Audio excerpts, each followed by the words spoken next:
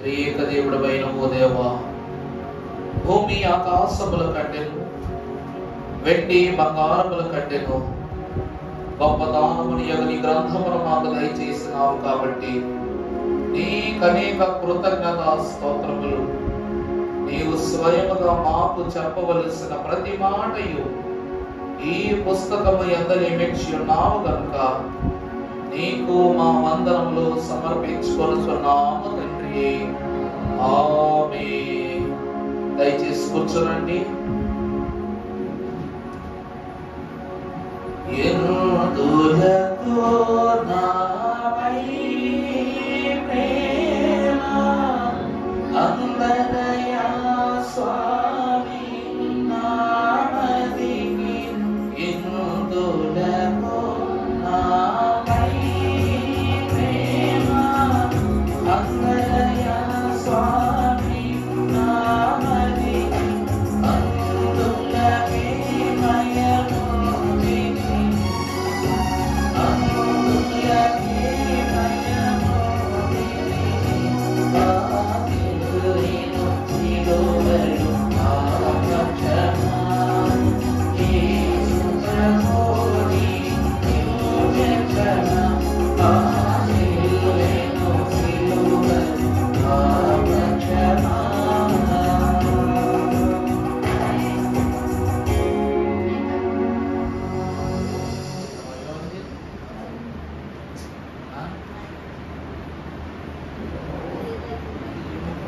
అలా మామ వచ్చింది అనుకుంటారు అందరూ సరే సంతోషము. మన మైకి ఇచ్చే పంపించి ఇది అయిపోదని పని అయిపోదని వాళ్ళకి ఇచ్చేస్తాం. సరే, దేవుని యొక్క మహా అద్భుతకరమైన ఆశ్చర్య క్రియలను గత 8 దినములుగా క్రీస్తు పేరుట చెవి చూస్తున్న మనము 9వ దినములోనికి ప్రవేశించుటకు ప్రభు ఇచ్చిన ప్రభావిత ఆశీర్వాద భాగ్యమును బట్టి త్రిత్వ దేవునికి మహిమ కలుగును గాక. ఆమేన్. సిలువ పరలోకమునకు సులువైన మార్గము. ఎందుకనగా ప్రియబిడ్డలారా, గతంలో మీకు 7 మెట్లు 7 పర్వతములు అనే వాక్యాన్ని బోధించినప్పుడు మన ఆత్మీయ తండ్రి గారు ఫాదర్ ఎం దేవదాసయ్య గారు బోధించిన వర్తమానములలో ఈ మాట చాలా ప్రాముఖ్యమైనది. ఎందుకనగా మనకు దేవుడిచ్చిన 7 మెట్లలో మొదటి అంతస్తే మనోనిదానము. మనస్సు ఉంటే ఏముంటదంట? మార్గం ఉంటది. కానీ ఆ మనస్సు దేవుని యందు ఏ దినమున విశ్వాసి నిలబడో ఆ నిలుపని తరుణమే తన మార్గం అంతయు చిన్నాభిన్నమైపోతుందట. నీ మనస్సును నిదానపరచగలిగే ఏకైక సాధనము ఏమై ఉన్నది? సిలువ ధ్యానమే. దేవుని యందు ప్రియ సంఘమా, భక్తులైనటువంటి వారు ఈ 40 దినములకు ఎంత గొప్ప స్థితిని కనపరుస్తున్నారంటే, సిలువ అనగా చెలిమి, సిలువ అనగా దేవునితో మైత్రి, అంటే సాన్నిహిత్యమును ఏర్పరచేటువంటి స్థితి. ఇప్పుడు మనము చూస్తే సిలువ మంచి సంగత, చెడ్డ సంగత? మంచి. ఎలా మంచి సంగతి? మన ప్రభువును హింస పెట్టినందుకు అది మంచి సంగత. మన ప్రభువును 2 శీలలతో, పాదములకు శీలలతో అంటుగంటించి రక్తమంతా పారద్రోలి వేసినందుకు అది మంచిదా? ఆయన శరీరమును సుమారు 6 గంటల సేపు ఎండబెట్టిన ఆ సిలువ మనకు మంచిదా? ముండ్ల కిరీటముతో ఉన్న ప్రభువుకు మాట చాలని స్థితిని కనపరుస్తూ శరీరము నుండి కాయము మొత్తం అంతయు వేదన పూరితం చేసిన సిలువ మనకు మంచిదా? ఏది సిలువ మంచిదన్నలో ఒక్కసారి చెయ్యొద్దండి. ఈస్టర్ పండుగ రోజు నేను చేయిస్తా సిలువ. 3 డబ్బులు ఖర్చు పెట్టాము. ఒక సిలువుకి అమ్మక డబ్బులు ఖర్చు పెట్టలేమా? చచ్చిందేమో 10 సిలువులు పెట్టిస్తా. పెట్టించి ఎవరు కావాలో వాళ్ళందరికీ మీకులు తెచ్చుకుంటే ఇప్పుడు ఎవరికి కావాలి చెయ్యొద్దని రోజు నిజంగా దైవ కృప గారికి సిలువ శాంక్షన్ చేస్తున్నాను నేను. మన పెద్దలతో మాట్లాడి ఏమంటారు, దైవ కృప గారు మాటిచ్చారు, రాజశేఖర్ గారు మమ్మల్ని ఏమనకూడదు, మరి చాలా సంతోషం. మేకులు దిగొట్టిస్తామనగానే చేతులు దింపేశాము. మరి సిలువ మంచిది అనే స్థితి మనం ఎలా గమనిస్తామంటే, ఇది మరణమే అని తెలిసిన ప్రభు వెనక తగ్గలేదు. అలాగే విశ్వాసి కూడా నా మట్టుకైతే బ్రతుకుట క్రీస్తే చావైనా లాభం అనుకోవాలి. ఆ సిలువ నీకు చావునిస్తుందని అనుకుంటున్నావు, కానీ ఎన్ని దీవెనలు ఇస్తుందో నువ్వు ఎప్పుడైనా గమనించావా? ఆ సిలువే లేకపోతే ప్రభు అయిన యేసుక్రీస్తు ప్రభువు నిజంగా మన కొరకే మరణించడం నువ్వు నమ్ముతావా? నమ్ము. ఆ సిలువే లేకపోతే తండ్రి వీరేమి చేయుచున్నారో ఎరుగరు గనుక వీరిని క్షమించుమో అనే మాటకు తండ్రి చెవి యొక్కి మనల్ని క్షమించకుండా ఉండేవారా? చెప్పండమ్మా. ఆ సిలువే లేకపోతే అమ్మా ఇదిగో నీ కుమారుడు, ఇదిగో నీ తల్లి అని యోహాను అంతటి మహాభక్తుడిని ప్రభువు స్థానంలో నిలబెట్టి తల్లి అయిన మరియను ప్రభు అప్పగించుండేవారు. నిజముగా ఆ సిలువే లేకపోతే తండ్రి నా ఆత్మను నీకు అప్పగిస్తున్నానని తండ్రికి నిజముగా క్రీస్తు ప్రభు వారి యొక్క ఆత్మ అప్పగింపబడకపోతే మన ఆత్మల పరిస్థితి ఏంటి? ఇది ఎక్కడికి వెళ్తుందో తెలియదు, ఎవరు తీసుకెళ్తారో తెలియదు. ప్రభువు ఎన్ని రుజువులు సిలువ మీద చూపించారు కాబట్టి ఈ రోజు మనం ఎన్ని అద్భుతాలను చూస్తున్నాము. ప్రభువునందు దేవుని ప్రియబిడ్డలారా, పరిశుద్ధ వాక్యములో మనము చూసినట్లయితే సిలువ 7 ప్రాముఖ్యమైన దీవెనలు ఇస్తుందట. ఆ 7 ప్రాముఖ్యమైన దీవెనలను ప్రభు పేరిట ఈ దినమున సత్వరము ధ్యానం చేసుకుందాం. ఆ 7 విషయాలను గురించి ప్రభువును అడుగుచు ఆ విమోచన ధ్యానములోనికి మనం వెళదాం. పరిశుద్ధ గ్రంథములో నుండి భక్తుడైన మత్తయి రాసిన సువార్త 20వ అధ్యాయము 28వ వచనం చదువుకుందాము. చదువమ్మా. అలాగుననే మనుష్య కుమారుడు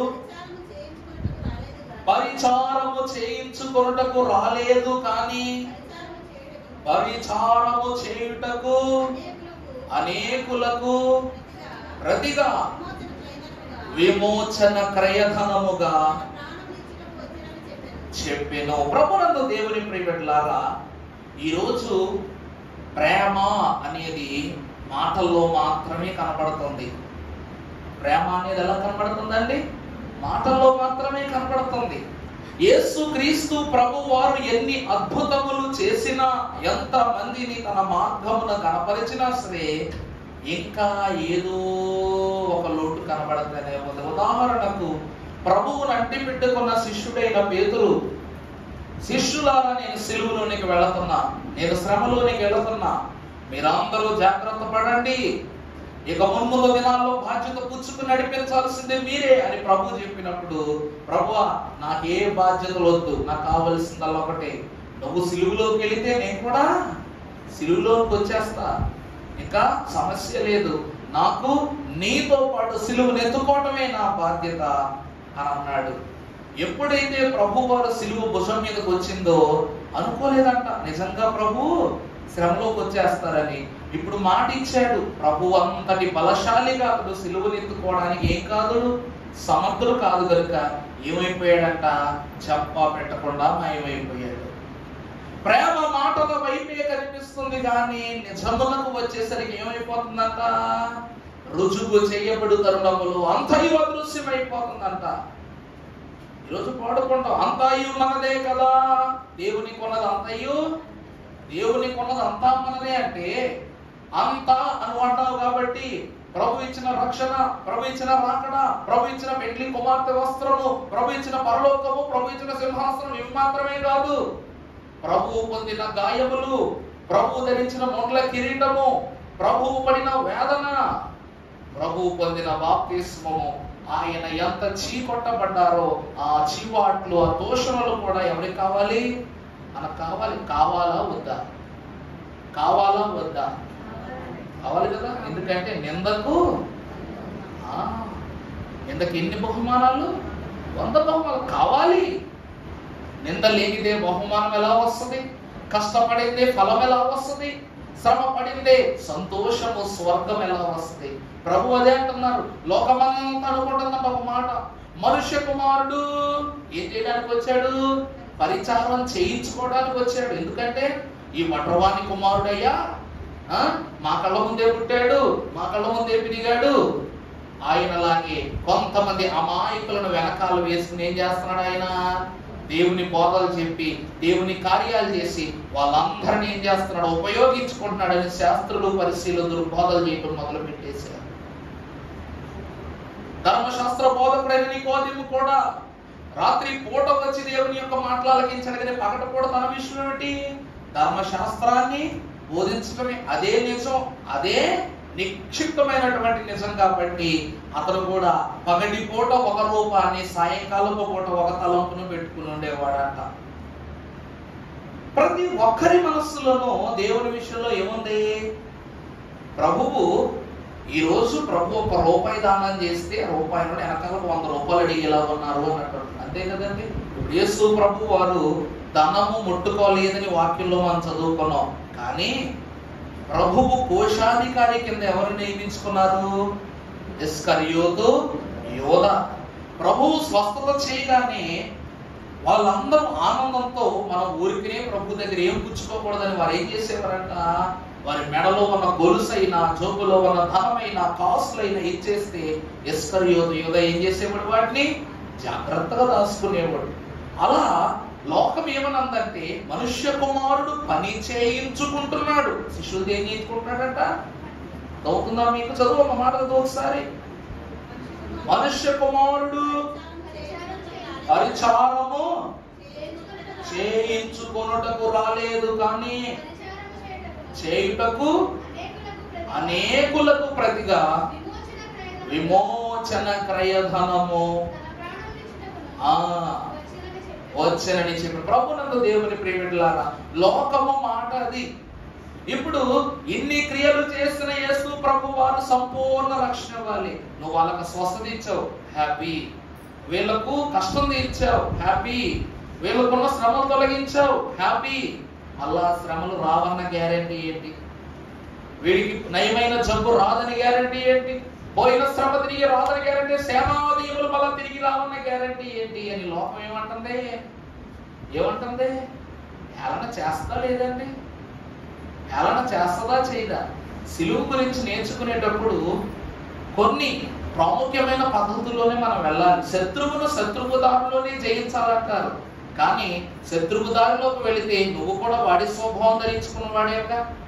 మరి ప్రభువు నేసి మాట్లాడుతున్నారు కదా అని ప్రభు వారదారిలోకే వెళ్ళి పనులు చేస్తున్నట్టే ఆయన ఈ రోజు మనము తలంచుకునేవారమా? లేదు. ప్రభువు మార్గము వేరు. అందుకే భక్తులు దైవజనులు పద్యంలో రాస్తూ తలపులోనే తట్టు చూచిన గాని రవ్వంతైనను నేరంపు లేదు. జనులు చెప్పిన మాటలను చేర్చి తరచి విచారింప అక్కడ రవ్వంతైనా నేరము లేదు.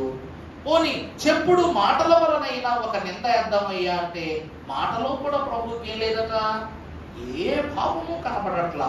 అంటే ఆయన లోకములో ఎవరి యొక్క క్రియను కూడా ఆయన ఒప్పుకోవట్లేదు, ఎవరి యొక్క తలంపును ఆయన నెరవేర్చడం లేదు. ఆయన పరిచర్య చేసినది ప్రభువైన దేవదేవుడట. పరిచర్య శిష్యులకు చేస్తూ ఉన్నప్పుడు దూతలైన వారందరూ తెల్లబోయి చూస్తున్నారంట పరలోకములో నుండి. దూతలందరూ ఏం చేస్తున్నారంటండి? తెల్లబోయి చూస్తున్నారంట. ఎందుకంటే మేము నిత్యము తన పాదముల యొద్ద ఉండి పరిచర్య చేసే దేవుని కుమారుని చేత వీళ్ళు ఏం చేయించుకుంటున్నారు? పరిచారం చేయించుకుంటున్నారు. అందుకు దూతలు కోపం వస్తుందంట. అలా చెప్పాను, గుర్తుందా మీకు? సాలబంజికలు కదా, మన సభలో చెప్పాను. అందులో చూశారు, దేవదూతలు లోకములో ఉంటారు. ఏబ్రా మీలో గొప్ప, మేము ప్రభువుకు సేవ చేశాం, గొప్పోళ్ళు మేము, ప్రభువు చేతే సేవ చేయించుకున్నారు, మీరు ఏం గొప్పోళ్ళు అని అడుగుతారు. వాళ్ళు ఏం సమాధానం చెప్తారు? విశ్వాసే. నీ నిత్యము నీ శరీరంలో పాపమే చేరిపోయింది, అలాంటి నీవు పరిశుద్ధులమైన ప్రభు చేత పాదాలు కడిగించుకుంటావా? ఆయన గోరు తాకుటకైనా శక్తి లేని బలహీనుడమైన నీకు ఎక్కడిదో అధికారం అని దూతలు అడిగితే సమాధానం ఏం చెప్పాలా? ఇదే అంటుంది లోకం, అదే అంటుంది. ప్రభు ఏం చేసినా పేరు పెట్టడమే. ప్రభు ఏమన్నారు? దేవాలయమును పడగొట్టి కడతానన్నారు. కడతానన్నారా లేదా? ప్రభు అన్న మాటే కడతానన్నారు. కడతానన్న మాట వాళ్ళకి అక్కర్లేదు, కానీ పడగొడతానన్న మాట మాత్రమే ఏం కావాలా? లోకానికి కావాలా. అందుకే దేవుని వాక్యం చెప్తుంది ఏంటో తెలుసా? ప్రభువు సిలువను ఎందుకు ఎక్కవలసి వచ్చిందంటే మీ బుర్రలో ఉన్న ఏ ఆలోచన అయినా సరే ఏమైపోవాలి? సంపూర్ణంగా తొలగిపోవాలి. అందుకే విమోచన క్రయధనం, అర్థమైందా? అదే ధనం అంట, క్రయధనము. విమోచన అనే సంపూర్ణమైన స్థితిని కలిగించడానికి తనను తానే ఏం చేశారంట? ప్రభు శిలువ మీద రిక్తునిగా తనను తాను కనపరుచుకున్నాడు.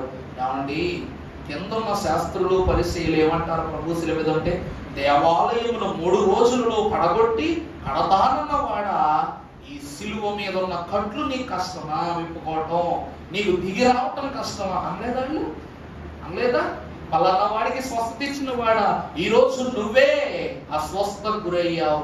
వాళ్ళకు గాయాలు నయం చేయగలవు, కానీ నీ గాయాలు నువ్వు నయం చేసుకోలేవు. మనుషుల మాట తీరు చూసారు ఎలా ఉందో? కింద ఉన్నప్పుడు ఒక తీరు, బాధతో పడుతున్నప్పుడు ఒక తీరు. అందుకే వీరందరి యొక్క మనస్సును కూడా శుద్ధి చేయడానికి విమోచన క్రయధనముగా పరిచర్య చేయటమే కాదు, చేయించటమే కాదు, తనకు తానుగా కూడా తాను ఏం చేసుకోగలడంట? శోధనలోనికి ప్రవేశించి మీకు పరలోక పరిచర్య చేయగలవాడు ప్రభు అంట. సిలువే లేకపోతే ఈ విమోచన క్రయధనము నీకు లభిస్తుందా? లభిస్తుందా చెప్పండి?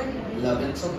రెండవదిగా మీరు చూసినట్లయితే మత్తయి సువార్త 26-28 మనం ఒక్కసారి చదువుకున్నట్లయితే, మత్తయి సువార్త 26వ అధ్యాయం 28వ వచనం.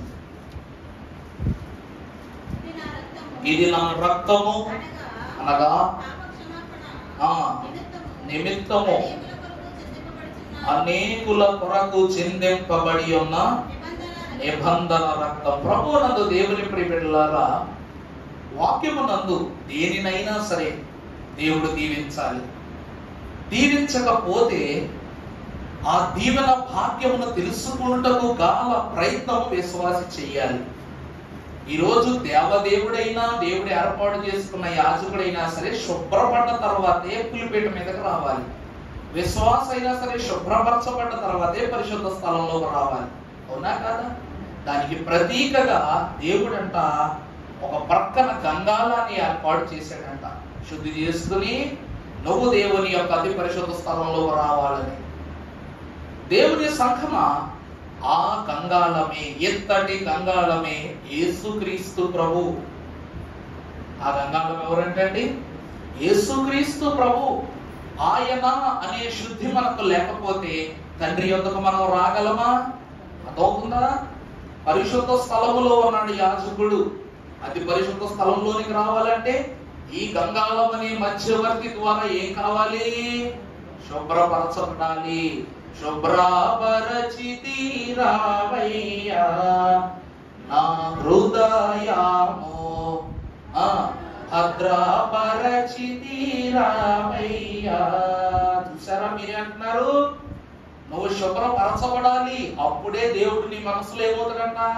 భద్రపరచబడతాడట. అందుకే నీతి సూర్యుడా నీవు ఉదయించినదానే కుదురవును ప్రాణాత్మ సదయాత్మ పరమాత్మ నిన్ను కొలిచెదరావయ్యా. చూసారా? నీతి సూర్యుడా నీవు ఏనాడు నాలో ఉదయిస్తావో అప్పుడే నా ఆత్మేమోది కుదురు పడద్ది. కుదురుపడి ఆ ఆత్మేమవుతుంట? సదయాత్మ అనగా సదా నివసించే స్థలము. అర్థమైందండి? దేవుడు పరలోకమును విడిచి దేవాలయమును విడిచి నీ దేహము నా ఆలయమై ఉన్నది అని ప్రభు ఎక్కడికి వచ్చారంట? వచ్చేసారు. అంటే నీ మనసు ఇంకెంత శుభ్రంగా ఉండాలి? కుదురవు నా ఆత్మను వస్తే నా ఆత్మ కుదురవుద్ది. మరి కుదురైన ఆత్మ ఏమవ్వాలి? సదా నీతో ఐక్యమైపోవాలి. కాబట్టి నిన్ను కొలిచెదా రావయ్యా, అలా కొలుస్తా నిన్ను నా దగ్గరికి రా అని అంటున్నాడు విశ్వాసం. అదవుతుందా అండి? సదా నిన్ను నా హృదయం దాటి కొనకుండా, నేను బాధ పెట్టకుండా కొలుచుకుంటాను రావయ్యా అని పిలుస్తున్నాడంటే విశ్వాసం. హెబ్రీయులకు రాసిన పత్రిక 9వ అధ్యాయము 22వ వచనం మనం చదువుకున్నట్లయితే, అక్కడ ఒక మాట రాయబడి ఉంది, చదువమ్మా. హెబ్రీ 9:22. మరియు ధర్మశాస్త్రము ప్రకారము, చూడండి బాగా చూడండి, పాత నిబంధన కాలములో ధర్మశాస్త్రము ప్రకారము ప్రతి వస్తువు రక్తము చేత శుద్ధి చేయబడవలెనని, చిందింపబడకుండగా, అబ్బెబ్బే రక్తం చిందించకుండా ఏం కలగదంట?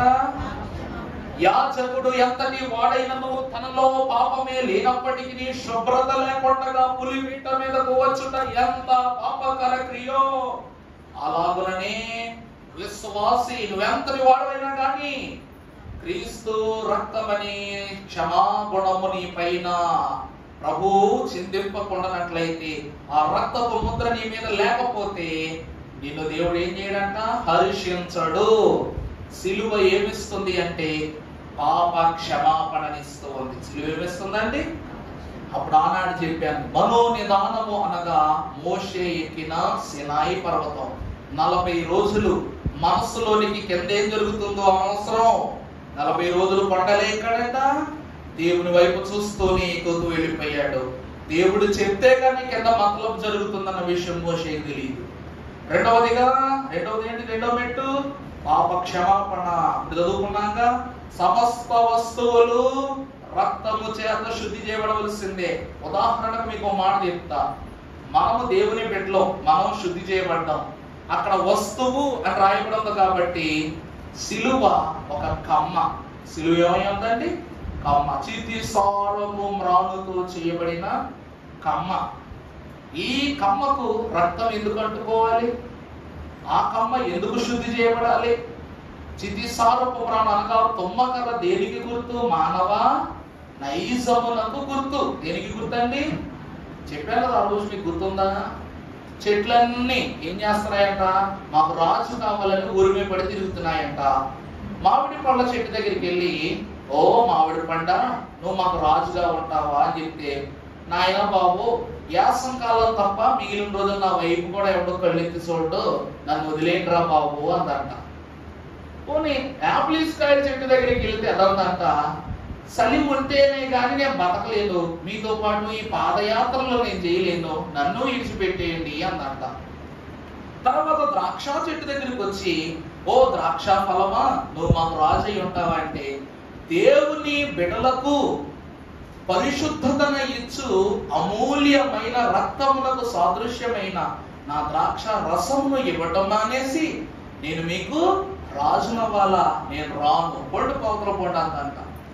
ఆ తర్వాత అంజూరపు చెట్టు యొద్దకు వచ్చి, ఓ అంజూర వృక్షమా, నువ్వైనా మాకు రాజు అవ్వచ్చు కదా అంటే, ఏనాడో ఆదాములకు కచ్చడములను చేసి ఇచ్చాను నేను, నా ఆకులను కచ్చడములను చేసి ఇచ్చాను నేను. ఆనాడు చేసిన పాపము క్రీస్తు కాలములో పండ్లు వెతక చూచినప్పుడు దొరకలేని పక్షాన ప్రభువు నన్ను ఏం చేశారు? శపించారు. ఇప్పుడు మీతో కలిసి లోకంలో ప్రయాణం చేస్తే నన్ను ప్రభు ఇక ఏది లేకుండా చేసి పడేస్తారు, నేను రాను, నన్ను వదిలేయంట్రయ్యా అంట. ఒలీవ వృక్షము దగ్గరికి వస్తే, విశ్వాసులను పాపము నుండి శుద్ధి చేయు పరిశుద్ధ తైలమును దేవుని నిమిత్తం ఇవ్వటమాని నేను మీకు రాజునవ్వాలా, నేను రానే రానందంట. ఇలా చెట్లన్నిటి దగ్గరికి వెళితే ప్రతిదానికి పని ఉంది. పువ్వులేమో దేవునికి పూజనీయకము ఉపయోగపడాలి, పళ్ళేమో మనుషుల ఆహారానికి ఉపయోగపడాలి. ఏనుకోదానికి ప్రతి దానికి పని ఏర్పాటు చేశాడు. ఇంక అలసిపోయి, ఏంట్రా అలసిపోయారేంట్రా అని మనిషికి ఉన్న గొప్పతనం ఏంటో తెలుసా అండి? సమస్య తెలియకపోయిన పనులు వెళ్ళి పలకరించేస్తాడు. అక్కడ ఏదో గంటలు జరుగుతే దాని మనిషి ఏం చేస్తాడంట, ఎరానియా ఏమైపోయింది అంటాం. మనకు విషయం తెలియకపోయినా కల్పించి ఏం చేస్తాం? పచ్చటి దాన్ని ఏం చేస్తాం? ఒగ్గుమనిపిస్తాం అన్నమాట. ఈ 9 చెట్టు కూడా ఎదురెళ్ళిందంట. ఏంటి ముఖాముడిగా వచ్చారంటే, ఇదయ్యా పరిస్థితి అంటే, పోనీ నువ్వు ఉండరాదురా అన్నారంట. మనకా పెద్ద పని ఏం లేదు, మనకా బోళ్ళంతా బిజీ పనులు ఏం లేవు, సర్లే ఖాళీగా ఉన్నాను ఎలాగానో, మీకైనా రాజకీయం చేస్తానని ఏం చేసిందంట? అప్పుడు రాజు అయిందంట, ఇది నీడనిచ్చే చెట్టు కాదు, పూలు ఇచ్చే చెట్టు కాదు, ఫలాలు ఇచ్చే చెట్టు కాదు. అలాగని ఇంట్లో ఒక మంచం చేయించుకుంటామా, ఒక కుర్చీ చేయించుకుంటామా? ఏమీ చేయించుకోం.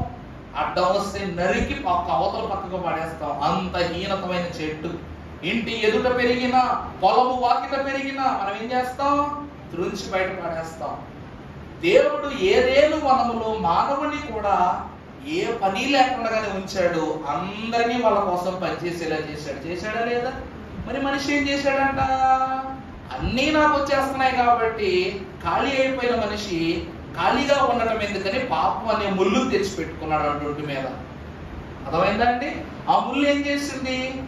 ఆకులు తీసేసింది, ఫలాలు తీసేసింది, ఇంకేం తీసేసింది? పుష్పాలు తీసేసింది, తన యొక్క ప్రాణమే తీసేసింది. ఎప్పుడు కనబడితే అప్పుడు మనుషులు ఏం చేస్తుంది చెప్పండి లోకం? చెప్పండి. చీమలు కూడా మనల్ని వదలు కొట్టకుండా మనం అంత కొట్టం కాబట్టి చీమలు కూడా ఏం చేస్తుంటాయి? కుసుక్కన దెబ్బ వేసిపోతాయి. పురుగులు చూస్తే భయం. ఓ బొద్దెకి వచ్చిందంటే ఏ గంతులు వేస్తారు అసలు. మనం దాన్ని చంపేంత వరకు మనశ్శాంతి ఉండదు, దానికి మళ్ళీ కుట్టేంత వరకు మనశ్శాంతి ఉండదు. వాక్యం బట్టి మాట చెప్తున్నా. ఇవంతా దేని కారణం అనగా పాప క్షమాపణ లేకపోవటమే, రక్తముతో శుద్ధి చేయబడకపోవటమే. భక్తులు అదే అంటున్నారు. అందుకే ప్రియబిడ్డలారా, మానవునికి సాదృశ్యమయ్యున్నటువంటి సిలువ మ్రాను చూడండి. అప్పటి వరకు సిలువ అంటే శాపము. అర్థమైందా? ఊరి చివరకు తీసుకెళ్లి వాడెంతటి వాడైనా వెలివేసి, సిలువ అంటే వెలివేసేది, వెలివేత చేయబడిన వస్తువు మనిషిని తీసుకుని వెళ్ళి సమాజానికి దూరంగా వెలివేసింది. అక్కడ ఉన్న సిలువే ఈరోజు నీ సాన్నిధ్యములోనికి, నీ హృదయములోనికి, నీ ఆత్మీయతలోనికి చేర్చబడిందంటే దేవుడు సిలువ మ్రాను ఎంత శుద్ధి చేయకపోతే పని జరిగిందండి. అర్థమైందా అండి? అర్థమైందా? నీకు బాగా అర్థమయ్యేలా ఒక మాట చెప్తా, బాగా అర్థమయ్యేలా మాట చెప్తా. తేనె పట్టు ఈగలున్నంత సేపు మనకు భయమే కదండి. ఈగలున్నంత సేపు భయమే.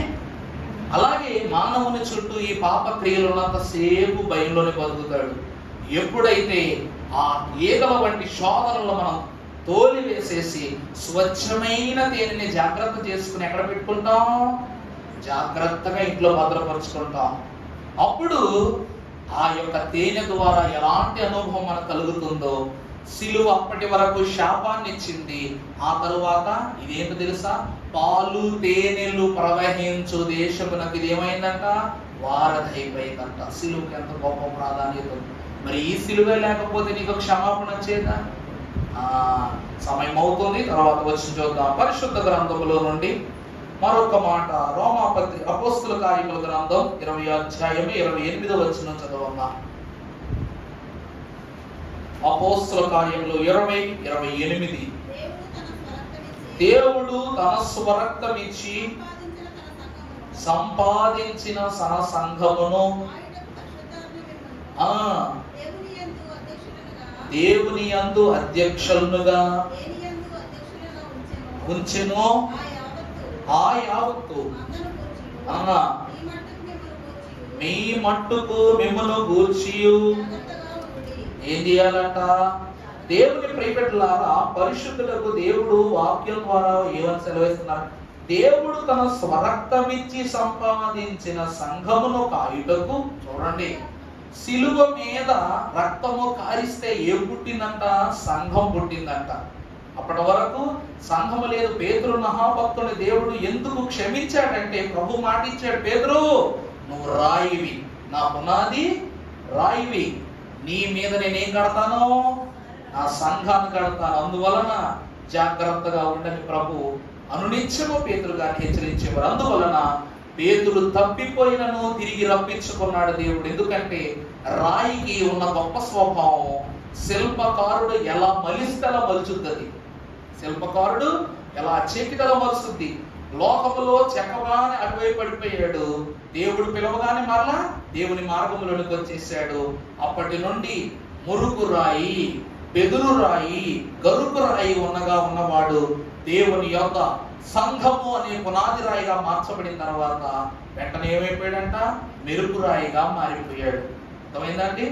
ఇంటి బయట ఉంటే రాయి, గుడిలో ఉంటే దేవుడు. భూస్థా శంకుస్థాపన కింద ఉంటే పునాది రాయి. అర్థమైందా? కట్టబడితే ఇటుక, ఎవరినైనా ఇచ్చు కుడితే ఆయుధం. రాయికి ఎన్ని రూపాలు చూసారా? కుడితే ఆయుధం ఉంది. దావీదు చేతిలో రాళ్ళు ఉన్నాయి. గొలియాతును కొట్టినప్పుడు ఆయుధమైంది. మహాభక్తుడైన యాకోబు గారు బేతేలు యొక్క రాయి మీద తైలం పోసినప్పుడు అదేమైంది? అదేమైంది చెప్పండి? పునాది రాయి అయిపోయింది. బేతేలు నాకు ఏమైపోయింది? అది పునాది రాయి. యెహోషువ మహాభక్తుడు ఇశ్రాయేలు ప్రజలందరినీ పిలిపించి గుడారం యొద్దకు చేర్చి చెట్టు దగ్గర ఉన్న రాయిని నిలబెట్టి ఏమన్నాడు? నేను నా ఇంటి వారిని యెహోవాను సేవిస్తాం, మీరు ఎవరు సేవించుకున్నా నాకు అనవసరం అని చెప్పి దానికి ఎవరు సాక్ష్యం? ఈ రాయే సాక్ష్యం అని చెప్పేసి రాయిని సాక్షిగా నిలబెడతాడు. చూసారా? మనిషి మలవాలే గాని రాయి ఎలా బడికలు మారిపోద్ది. దేవుడు సజీవమైన రాళ్ళైన మనల్ని ఎలా మలవాలలా మలిచారు. అందులో మొట్టమొదటి రాయి పేతురు మహాభక్తుడు.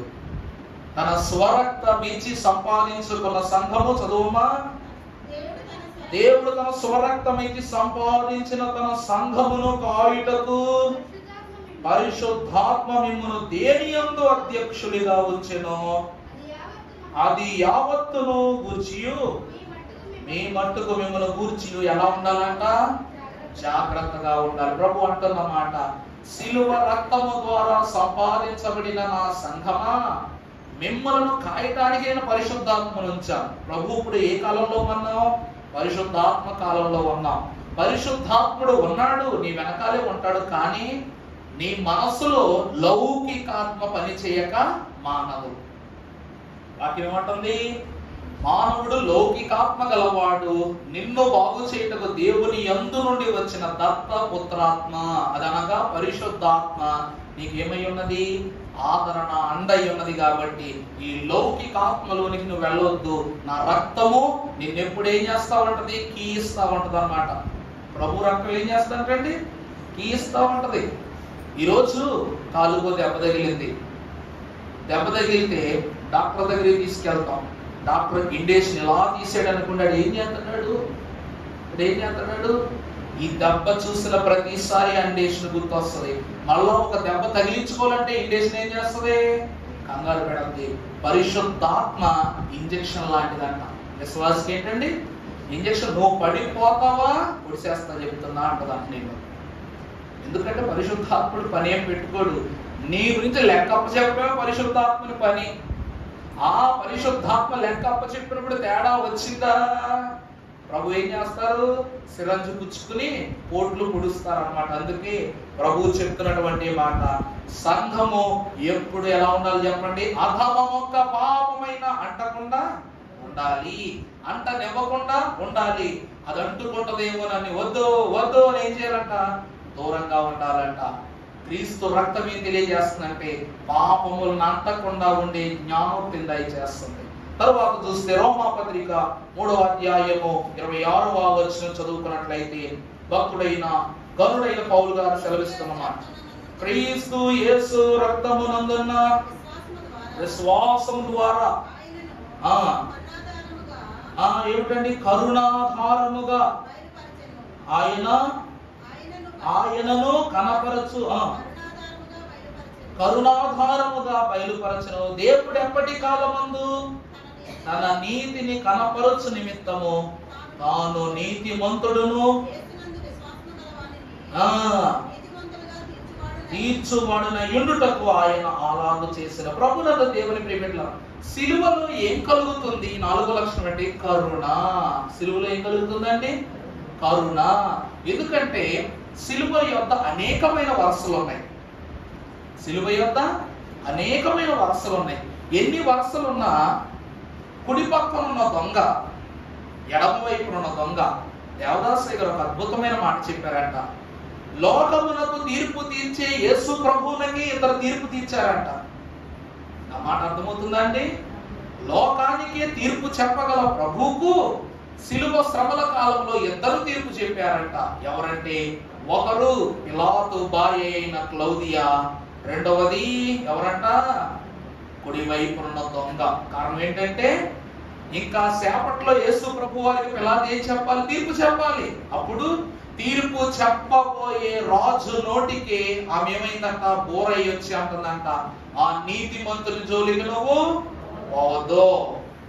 చూసారా, ప్రభువు నీతిమంతుడని న్యాయాధిపతి స్థానంలో ఉండి ప్రభువు నీతిమంతుడని ఏం చెప్తుందామే, తీర్పు చెప్తుందన్నమాట. ఆ నీతిమంతుని జోలికి నువ్వు పోవద్దు, ఆయన జోలికి వెళితే నువ్వు శాపం పడుకుంటావు. కానీ గద్దెంపబడిపోయినటువంటి పిలాతు చేతులు కడుక్కొని ఈ నీతిమంతుని రక్తానికి తను ఒప్పేసుకున్నాడంటే నాకేం లేదు, సంబంధం లేదు, ప్రభు నన్ను శిక్షించకూడదు, శిక్షించడు అని హస్తాలు కడిగేసుకున్నాడు. మరి కుడివైపున దొంగ ఏమి తీర్పు తీర్చాడంటే, రేయ్ మనకు ఈ తప్పులకు ఈ శిక్ష తగును. ఆయన ఎవరో, పరిశుద్ధుడైన నీతిమంతుడైన ఆయన ప్రేమ ముందు, ఆయన ఆనంద భరితమైన ఆయన తలాంతుల ముందు మనం ఏ పాటి వాళ్ళవరా, ఆయన గొప్పోడైన, ఆయనే దేవుని కుమారుడని నిర్ధారణ చేసిన తీర్పు కలిగిన గొప్ప వ్యక్తి కుడివైపున ఉన్న దొంగ. ఎందుకంటే ఈ మాట ఎందుకు మీకు సెలవిస్తున్నానంటే, ఓ రక్షకుడా, ఓ ప్రభువా, నీ రాజ్యముతో వచ్చినప్పుడు నన్ను జ్ఞాపకం ఉంచుకుంటావా? అంటే వీడి జీవితంలో బైబిల్ పట్టుకోక లేదు, దేవునితో తిరిగింది లేదు, కూర్చుంది లేదు, మాటింది లేదు, అసలు ప్రభువుని చూసిందే లేదు కదా. కానీ వీడు దేని గురించి మాట్లాడుతున్నాడంట, తిరిగి రాబోతున్న యేసు ప్రభు వారి రాకడను గూర్చి తీర్పు తీరుస్తూ ఆ తీర్పులో నన్ను కూడా ఏం చేసుకో, జ్ఞాపకం ఉంచుకుంటున్నాడు. చూసారండి, దేవుని ప్రేమను తెలుసుకోవటానికి పుస్తకాలు తిరగనీయక్కర్లా, నీ హృదయాన్ని ఒకసారి తిరగయి. మంచి చెడ్డల విశ్లేషణ జరిగినప్పుడు తీర్పు సమయంలో గొర్రెల తీర్పులో ఉండాలని ఆశపడాలి, కానీ మేకల తీర్పులో ఉండకూడదని ఆశపడొద్దు, ఆశపడవద్దని చెప్పేసి భక్తులు అంటున్నారు. ఆ సమయమునకు మేక ఎవరయ్యారో, గొర్రె ఎవరయ్యారో మీకు తెలియదా? గొర్రె పిల్ల తీర్పు దినము వచ్చినప్పుడు ఆ గొర్రె పిల్లకి తీర్పు తీర్చాడంట కుడివైపున ఉన్న దొంగ.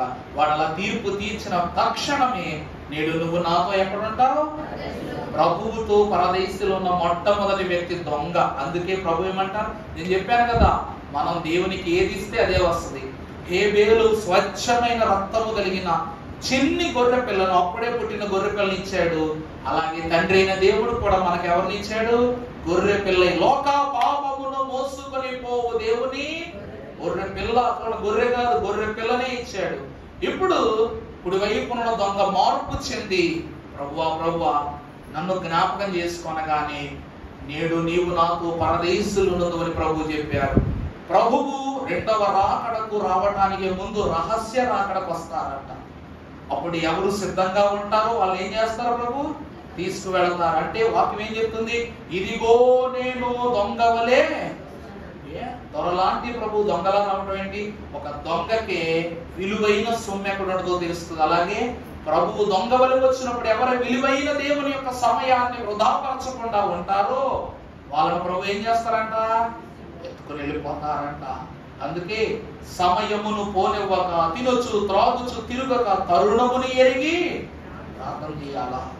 అందుకే ప్రియబిడ్డలారా, వాక్యం ఏమి సెలవిస్తుందంటే, కరుణాధారం సిలువ దగ్గర ఏం దొరుకుతుందంట, కరుణాధారం దొరికిందంట. తర్వాత చూసినట్లయితే రోమా 5:9, రోమపత్రిక 5. కాబట్టి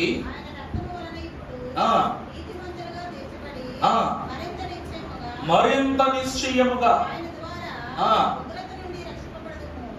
చూసారా, మనయ్య గారు ఒక పాటలో రాశారు, నీతి మార్గమునను నీతి మార్గమునను నిల్పును నన్ను, నీతి లేని నాకు మనసు నీతి దయచేయు, స్వానీతి నిల్తును నీతి నిల్తును అనుకానాకేమి ఉదువా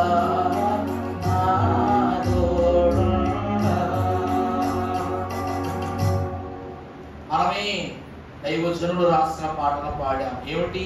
దేవుడు రాసిన పాటను పాడాం, దైవజనుడు కాదు, దేవుడే స్వయముగా రాసిన పాట. దైవజనుడికి చెప్పిన మాట ఏమిటి? నీతి మార్గమున నిల్పును నన్ను, నీతి లేని నాకు తన సునీతి దయచేయును. స్వనీతిని చూసారా? సునీతి దయచేయు స్థలము ఎక్కడనగా సిలువ. స్వనీతిని తొలగించిన స్థలము సిలువ. ఒక్కసారి చదువు ఆ మాట. కాబట్టి ఆయన రక్తము వలనే ఇప్పుడు మనము ఎలా మార్చబడ్డామంట? నీతి మంతులుగా తీర్చబడి మరింత నిశ్చయముగా ఆయన ద్వారా. చూసారా? సిలువ యొక్క ఆయన రక్తము ద్వారానే మనం ఎలా మార్చబడ్డామంట? యేసుక్రీస్తు ప్రభు యొక్క రక్తము ప్రతి పాపము నుండి మనం ఏం చేయను? పవిత్రులుగా చేయను. ఆ పవిత్రతలో ఒకటి నీతి. అర్థమైందండి? ఈరోజు నీళ్లు మనిషి అశుభ్రాన్ని తుడి చేస్తే క్రీస్తు రక్తము మనలో ఉన్న అశుభ్రత తలంపులను తుడి చేసిందంట. అంటే దుర్నీతి పరులమైన మనలను సునీతి పరులుగా మార్చినది దేవుని యొక్క రక్తము. అందువలన నీతి లేని మనకు సునీతిని దయచేసి స్వనీతిని త్రుంచాడు కనుక నాకేమి కొదువా నాథుడుండా. 6వది చూసినట్లయితే ఎఫెసీయులకు రాసిన పత్రిక 1వ అధ్యాయము 7వ వచనం చదువుకుందాం. ఎఫెసీయులకు రాసిన పత్రిక 1వ అధ్యాయం 7వ వచనం. దేవుని కృపా మహదైశ్వర్యమును బట్టి ఆ ప్రియుని యందు ఆయన రక్తము వలన మనకు ఏం కలుగును? విమోచన కలుగును. అనగా మన అపరాధములకు ఏమి లభించనంట? క్షమాపణ. దేవుని ప్రియమిత్రులారా, 6వ విషయము క్షమాపణ. 6వ విషయం ఏంటండి? క్షమాపణ. ఎలా వచ్చింది క్షమాపణ? కృపా మహదైశ్వర్యమును బట్టి. ఆయన కృపా సత్య సంపూర్ణుడు. ఈ సంపూర్ణుడకు ప్రభువు మనల్ని ఏం చేస్తున్నాడంట? ఆ సంపూర్ణతలోనికి మనల్ని తీసుకుని వెళ్ళి పరలోక ఔదార్యముతో మనల్ని ఘనపరచి మనలో ఉన్న ప్రతి కీడును తొలగించారంట. ఉదాహరణకు ఇర్మియా 17:9 హృదయం అన్నిటికంటే మోసకరమైనది, ఘోరమైన వ్యాధి కలది, దాన్ని గ్రహింపగలవాడెవడు? దానిని గ్రహింపగలవాడెవడు? ఇప్పుడు ప్రభువు తన కృపా మహదైశ్వర్యమును బట్టి ఏం చేశారంట? నా ప్రియుని యందు ఆయన రక్తము వలన మనకేం కలిగింది? విమోచనము. అర్థమైందా? ప్రభువు ఆ వ్యాధిని నయము చేసి విమోచనము చేశారు కాబట్టి నీకు ఆ విమోచనలో ఏం కలిగిందంట? అపరాధములకు క్షమాపణ కలిగిందంట. అపరాధిని యేసయ్య కృప చూపి రోగుమయ్యా. ఈరోజు మేకులు దిగొట్టినోడు ఆడి పని చేశాడు, కొరడాలతో కొట్టినవాడు ఆడు పని చేశాడు, ముళ్ళ కిరీటం పెట్టినోడు వాడు పని చేశాడు, సిలువేసినోడు పని చేశాడు, శతాధిపతి వాడు పని చేశాడు, సైనికుడు వాడు పని చేశాడు. అందరూ వాళ్ళ పనులే చేశారు. అలాగే ప్రభువు కూడా ఏం చేశారంట? ఆయన పని చేశారంట. అధికారం ప్రతి ఒక్కరికి ఇవ్వబడింది.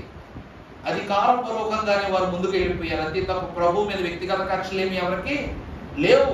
అది తండ్రి యొక్క నిర్ణయం. ఇలా కొట్టాలి, ఇలా గెట్టాలి, ఇలా హింసించాలి, ఇలా శోధన పెట్టాలి అన్నది రోమా ప్రభుత్వ చట్టం యొక్క నియమం. అది వాళ్ళు చేశారు కాబట్టి ప్రభువుకు వారి మీద ఏం లేదు, కోపం లేదు. వాళ్ళు అధికారపూర్వకంగా చేస్తే మనం అహంకారంతో చేస్తున్నాం. ప్రభు మీద ఉమ్మి వేస్తుంది మనం. ఊరుకున్నారా? ప్రభు తుడుచుకుని వెళ్ళిపోయారు. అంతే, నా బిడ్డలే కదా. శోధన, శ్రమ, దేహమును, కాయములను ఎంత వేదన పెట్టినా వాళ్ళ అధికారం చేస్తే మన అహంకారంతో చేస్తాం. ప్రభువు మనం క్షమించలేదా? క్షమించలేదా అండి? దేవుని వాక్యం చెప్తున్న మాటది. మన అపరాధములను ఆయన క్షమించాడు. ఆయన క్షమించాడండి, అపరాధములను ఆయన క్షమించాడు. 6వ సంగతి క్షమాపణ. నువ్వెంత పాపమైన, అందుకే నీ పాపముల కన్నా నీ తండ్రి దయ గొప్ప. అంత దయగల వాడు కనుక మన దారిద్ర్యమును తొలగించాడు ప్రభు. ఆఖరి విషయంలో చూసినట్లయితే పరిశుద్ధ గ్రంథములో కొలస్సీలకు రాసిన పత్రిక 1వ అధ్యాయం 20వ వచనం చూద్దాం.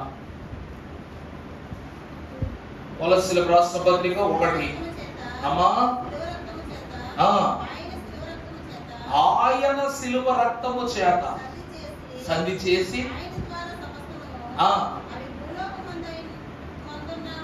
అవి భూలోకమునందున్నవైనను పరలోకమునందున్నవైనను వాటినన్నిటినీ ఆయన ద్వారా తనతో సమాధానపరచుకొనవలెననియు తండ్రి. చాలా సంతోషం. ఏ గొడవకైనా సరే ఏదో ఒక సమయం కొలుక్కు చేయాలి, కానీ ఆ గొడవను కొలుక్కు తీసుకొచ్చే మనిషి ఉంటేనే ఆ గొడవ చివరికి ఏమవుతుంది? ఇద్దరు గొడవ పెట్టుకుంటున్నారండి, ఆగరా అబ్బాయి అనుకుంటా, చూస్తా నిలబడితే ఏమవుతుందండి? మాట పెరుగుద్ది, దెబ్బ పెరుగుద్ది, గొడవ పెరుగుద్ది, మొత్తం అంతా హీనమైపోయి రక్తపు మడుగైపోయేంత వరకు చూద్యం చూస్తూ ఉంటారు. గొడవ ఆగుద్దా? ఎవరో ఒకరు ఆపాల్సిందే, ఎవరో ఒకరు సంధి కుదర్చాల్సిందే. ఈ రోజు మధ్యవర్తి లేకుండా సఫలమైన ఒక గొడవ చూపించండి. ఏమండి? భార్యాభర్తల మధ్యలో, ఇద్దరు పిల్లలు గొడవాడుకున్న మధ్యలో టీచర్ ఉండాల్సిందే. కుటుంబాల మధ్యలో, పెద్దవాళ్ళ మధ్యలో, ఆస్తి గొడవల మధ్యలో, ఆప్తుల గొడవల మధ్యలో, ప్రతి ఒక్కరి మధ్యలో ఎవరు ఉండాలంట? మధ్యవర్తిత్వం ఉండాలి. ప్రభు కూడా ఏమని సెలవిస్తున్నారమ్మా? ఒక్కసారి చదువమ్మా మాట. తన సిలువ రక్తము చేత సంధి చేసి ఆయన ద్వారా సమస్తమును, అవి భూలోకమునందున్నవైనను పరలోకమునందున్నవైనను, వాటినన్నిటిని ఆయన ద్వారా. చూసారా? తండ్రి సెలవిస్తున్నటువంటి మాట. ఇవి భూలోకమునందున్నవైనా పరలోకమునందున్నవైనను కూడాను, అవి తన కుమారుని యొక్క రక్తము ద్వారా ఏమవ్వాలి? సమాధానపరచబడాలి. సమాధానం అనే పదములోనే ఉంది ఆన్సర్. సమాధానం అంటే ఏంటండి? ఆన్సర్. ఇంగ్లీష్లో అంతే కదమ్మా, అర్థమైందా? ప్రతి గొడవకు పరిష్కారం, సమాధానం ఏమిటంట? ఇద్దరు వ్యక్తులకు ఏదో ఒక సంధి కుదర్చబడటమే. అందుకే ప్రియమిత్రులారా, ఇక్కడ పరలోకానికి అలాగే పాతాళ లోకమునకు తీర్పు జరగాలి, ఆకాశమునకును భూమికి తీర్పు జరగాలి. అబ్రహాము సంతతి వారికి యేసుక్రీస్తు ప్రభు బిడ్డలకును సంధి జరగాలి. గొర్రెలకు తీర్పు జరగాలి, మేకలకు తీర్పు జరగాలి, పరిశుద్ధతకు తీర్పు జరగాలి, పాపములకు తీర్పు జరగాలి. ప్రతి ఒక్కదానికి ఒకే ఒక్క సమాధానం, అది యేసుక్రీస్తు ప్రభు వారి యొక్క రక్తము. ప్రభువునందు దేవుని ప్రియమిత్రులారా, అందుకే దైవజనులలో ఒక పాటలో, యోహాను గారి యొక్క పాటలో పురుషోత్తమ చౌదరి గారు రాశారు, కంటికి కనబడని వెన్నియో, చెవికి వినబడని వెన్నియో, హృదయ గోచరము కాని వెన్నియో, ఎరుక పరచితివి నాకై. ఆ హృదయ గోచరము కాని వెన్నియో, ఎరుక పరచితివి నాకై. ప్రభు యేసు నా రక్షక, నొసగు కన్నులు నాకు నిరతముని నిన్ను చూడ. సమాధానము అనగా దేవుని చూచుట. వాడి మీద ఉన్న కోపంతో రగిలిపోతున్నావు, కానీ ఆపడానికి వచ్చిన మనిషిని చూశాక నువ్వేమవుతావంట? ఆగుతావు. అలాగే ప్రభువా, నిన్ను చూడగలిగే కన్నులు, ఎందుకంటే కంటికి కనబడని ఎన్నో ప్రశ్నలతో నేను ఏం చేస్తున్నా? రోజు యుద్ధం చేస్తున్నా. చెవికి వినబడినటువంటి ఎన్నో మాటలతో నేను వాదం పెట్టుకుంటున్నా. మా హృదయమునకు అందని ఈ రోజు ఒకడు వచ్చి, ఇంకా ఇలా అన్నాడు అనగా నేను నిజమా అని చెప్పి వాడి మీద గొడవకి వెళ్ళిపోతావు. కానీ ఎరా నువ్వు ఇలా అన్నావు నాడు చెప్పాడరా, నిజమేనా అని వాడి దగ్గరికి వెళ్ళి అడుగుతావా? ఎందుకనగా హృదయ గోచరము కాని విషయాలు అవన్నీ. నిన్ను అన్నాడన్న కోపమే ఒప్పుకుంటుంది, కానీ అన్నాడు లేదన్న ఆలోచన మాత్రం నీకు కలగకపోతే మరి సంధి ఎలా జరుగుద్ది? ప్రభువునందు ప్రియమిత్రులారా, ప్రభు వాక్య సెలవిస్తుంది అదే, ప్రతి దానికి సంధి జరగాలి. ఈరోజు ఫోన్ ఉంది, ఫోనుకి బ్యాటరీకి చార్జరే సంధి చేస్తుందంట. ఫోనుకి బ్యాటరీకి ఏం సంధి చేస్తుందంట? బ్యాటరీ చార్జరే సంధి చేస్తుందంట. అలాగనే మనిషి ఎంత ఉన్నాడు, ఎంత మనిషి అంటే గుప్పెడు గుండె సంధి చేస్తుందంట. మనిషి హృదయం ఏం చేస్తుందంట? సంధి చేస్తాంట. అందుకే బీపీ, షుగర్ ఇవన్నీ దేనికి సంబంధించినవి? గుండెకి సంబంధించిన జబ్బులే కదా. నీకు పాపం వచ్చినాక రే రక్తపోడురా, మాట్లాడకరా గట్టిగా అంటది. కొన్ని స్వీట్ చూడగానే ఓ గుడుక్కని వేసేద్దాం అనుకున్నాక రే షుగర్ రా, వాతావరా అని చెప్పి ప్రతి ఒక్క విషయానికి దేవుడు ఏం చేస్తున్నాడంట? 5 ఏళ్లలో ఈ పొడుగైన వీళ్ళు మధ్యవర్తి, ఇంత దేహములో ఇంతటి గుండె మధ్యవర్తి. అలాగని క్రీస్తు శిరస్సు, సంఘము శరీరము మధ్యవర్తిత్వం ఏమై ఉన్నదంట? ప్రతి దానికి మధ్యవర్తిత్వమే. దేవుని ప్రియమిట్ల ప్రతి వస్తువును, ప్రతి వ్యక్తిని కూడా దేవుడు దేనితో శుద్ధి చేశాడంట? రక్తముతోనే. అందుకే రక్తము లేనిది రక్షణ లేదు. రక్తం లేనిదేం లేదు. అర్థమైందా? డాక్టర్ దగ్గరికి ఏ జబ్బుతో వెళ్ళినా సరే ఇంత దేహానికి ఈ గుండె ఏం చేస్తుంది తెలుసా? ఒకటే చేస్తుంది, అన్ని భాగాలకి రక్తం పంపిస్తుందంట, మంచి రక్తాన్ని పంపిస్తుందంట. ఇదే పని చేయకపోతే మన శరీరం అంతా కుళ్ళిన దేహమే. అలాగే ప్రభువు కూడా ఏం చేస్తున్నారంటే తన పావన రక్తముతో నిన్ను రోజు శుద్ధి చేసి నిన్ను మలినము నుండి మహిమ వరకు మారుస్తున్నారంట. అట్టి త్రిత్వ దేవుని యొక్క 7 ప్రధానమైన దీవెన ఆశీర్వాదములు తండ్రి ఈ తరుణమును ఈ దినమును మనకు దయచేయునుగాక. ఆమేన్. ప్రభువును తలంచుకుంటూ కళ్ళు మూసుకుని, దేవా సర్వ కృపానిధి ఆశీర్వాద దాత అయ్యున్న దేవా వందనములు. నీ రక్షణ, నీ రాకడ, నీ పరలోక ఫలము